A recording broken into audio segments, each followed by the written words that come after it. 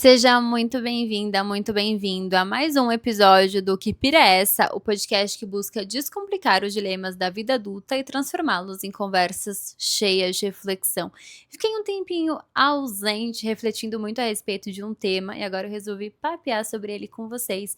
Então se acomode, se aconchegue e venha de peito aberto para a nossa conversa de hoje.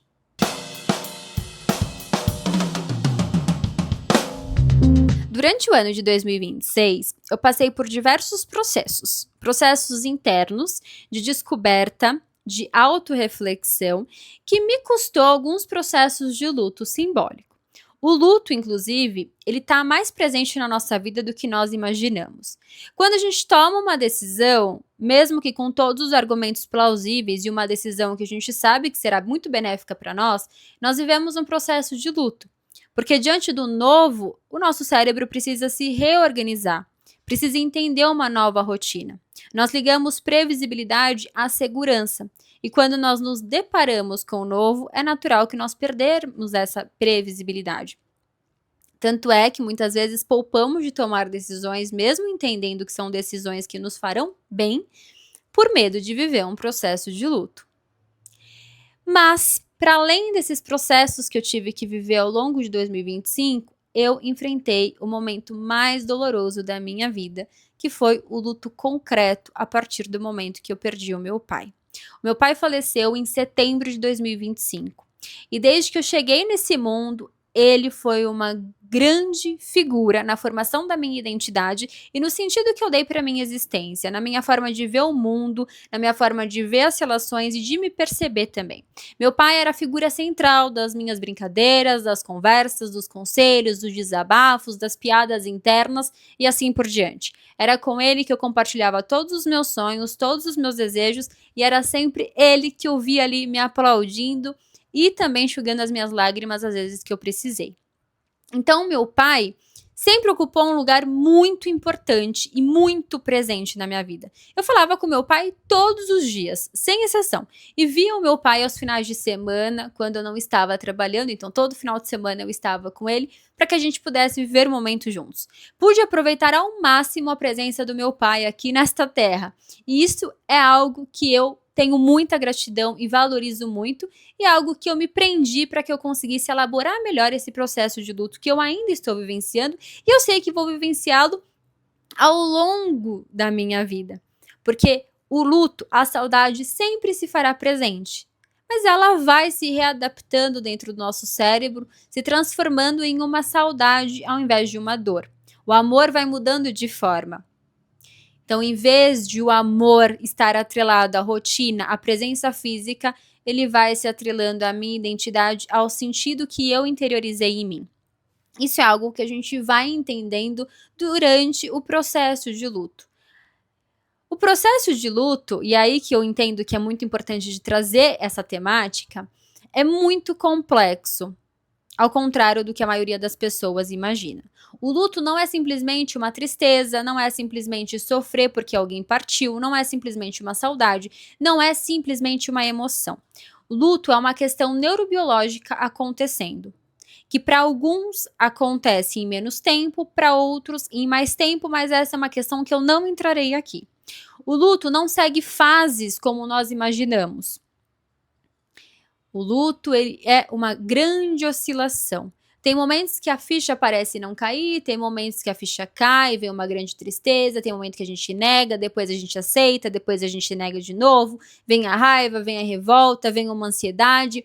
São grandes oscilações e cada pessoa vive o luto dentro da própria experiência.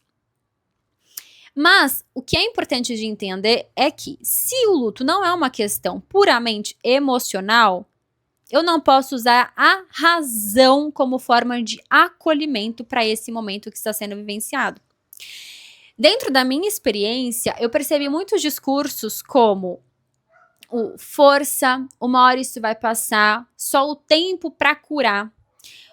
Outra frase foi: todo mundo morre um dia, a vida é assim mesmo, você tem que aceitar. Frases de cunho religioso, que eu não preciso trazer aqui dentro da crença de cada pessoa.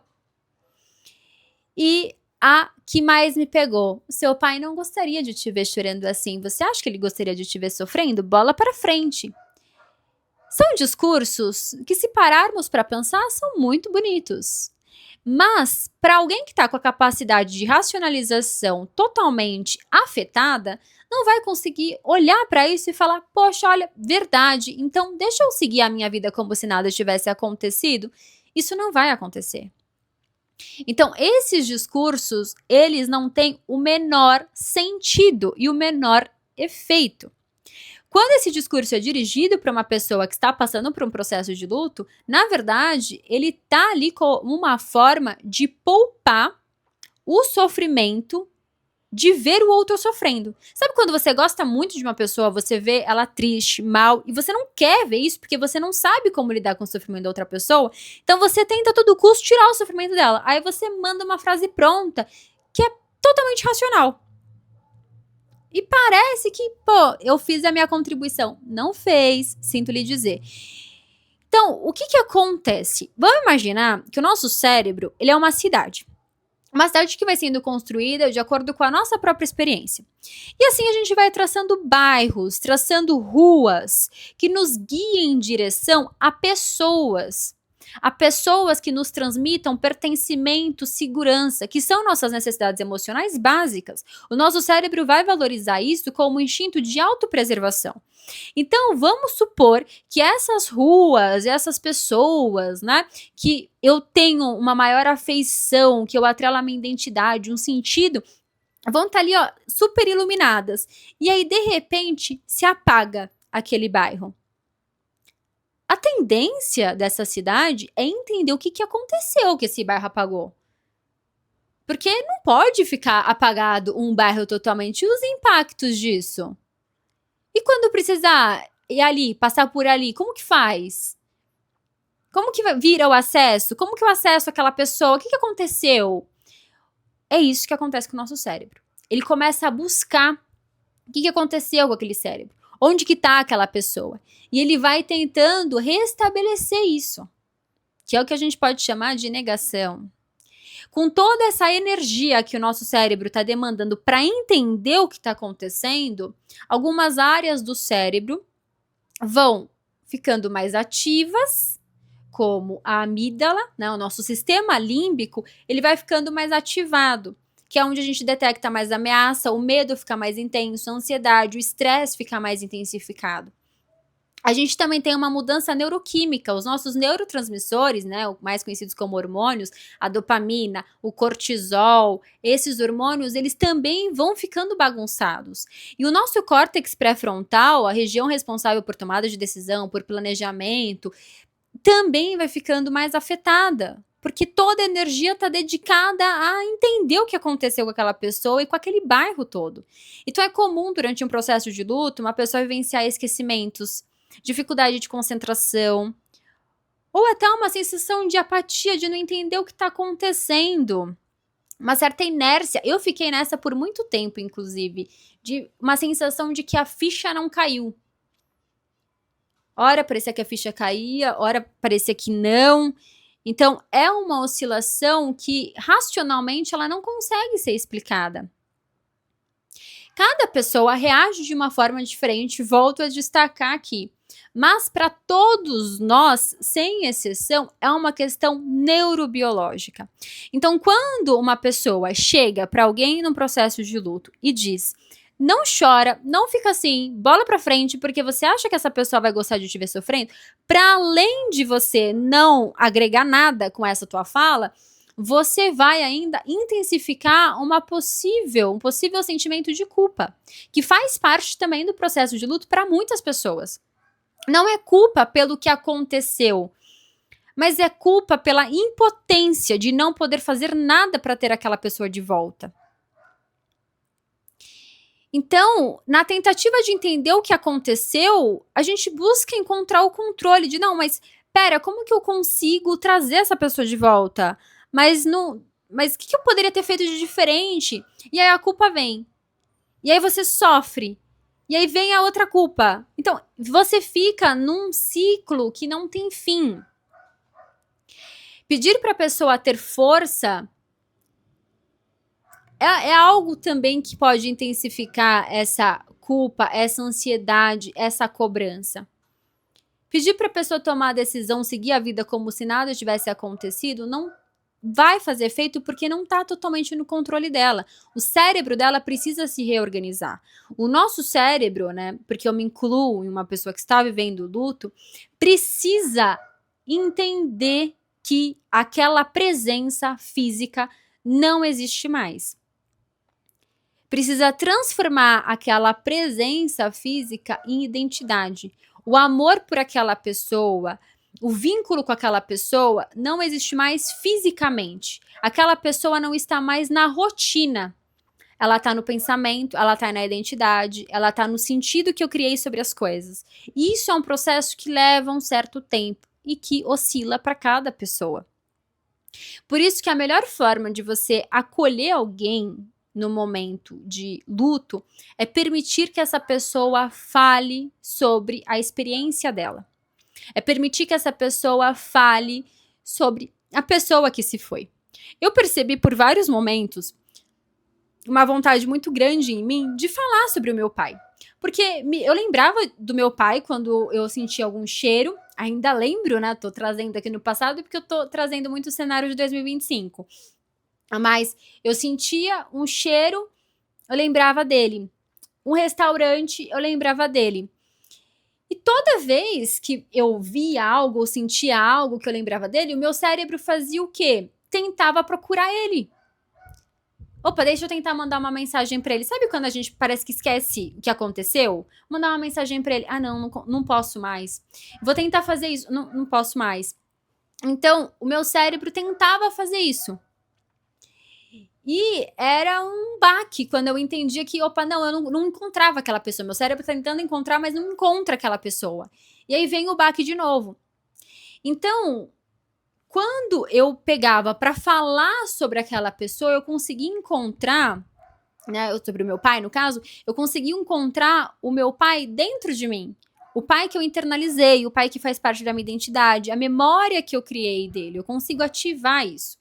E conforme eu vou falando e eu vou vivendo essa memória, eu vou cada vez mais entendendo o que aconteceu e ressignificando esse amor, ressignificando essa saudade. Que a presença não existe mais, mas ele continua existindo em quem eu sou.